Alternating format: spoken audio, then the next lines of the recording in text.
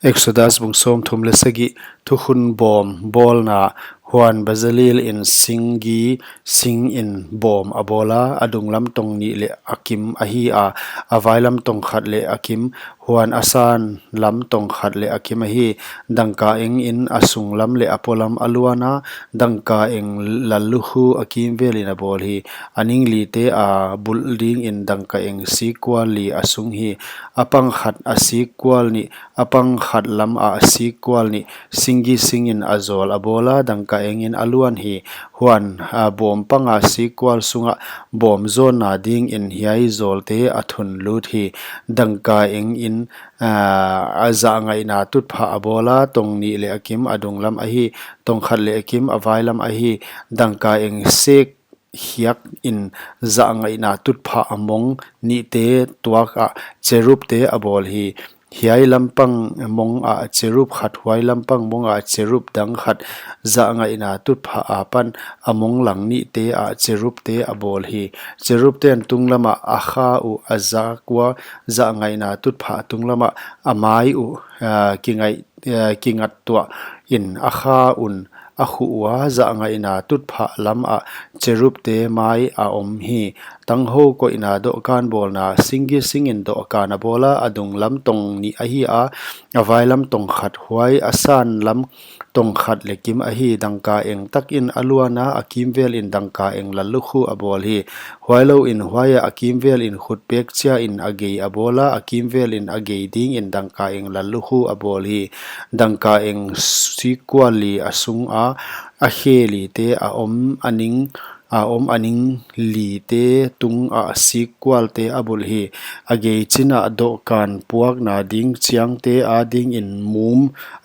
mun sikwal te a om uhi singi sing in chiang te abola do kan puak na ding in dangka eng in aluan hi do kan tunga om tuyum bel suan abola akwang te le asikeu te le anobem te le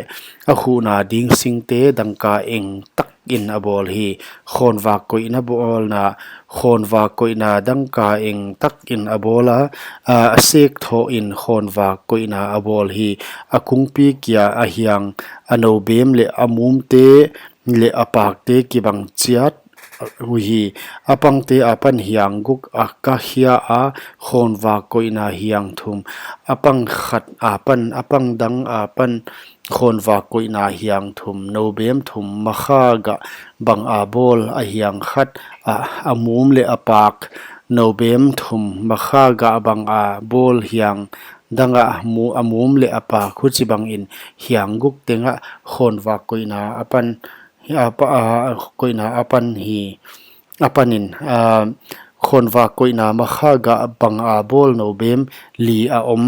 amau te le apak te to akibang in hiang ni te dang a mum khat akibang in hiang ni te dang a mum khat akibang in hiang ni te dang a mum khat hiang guk te bang zel in akahia uhi amum te u le ahyang te u akibang ahi wa avekun dangka eng taksek tho ahi khon wak sagi te me hal na te le me vu kwang te dangka eng hak eng tak in abol hi dangka eng tak talen khat in tui umbel swan teng abol hi gimnam tui hal na mai tam bol na gimnam tui gimlim mai tam singi singin abola adung lam tong khat ahi avai lam tong khat kip tak a bol ahi a asan lam tong ni ahi akibang veku hi dangka eng takin atunga akim velin apang te le akite alban hi huailo leng akim vel in dangka eng lalukhu abol hi alalukhu nuai a dangka engin sikwal ni abola aning ni te kyanga asik ni te tung a apuak na ding chiang te om na ding in huan singi singin zol te abola dangka engin aluan hi nil thei sathau le gim nam tui bol na nil thei thau siang tho gim nam tui siang tho gimlim bol mi hi bang in abol hi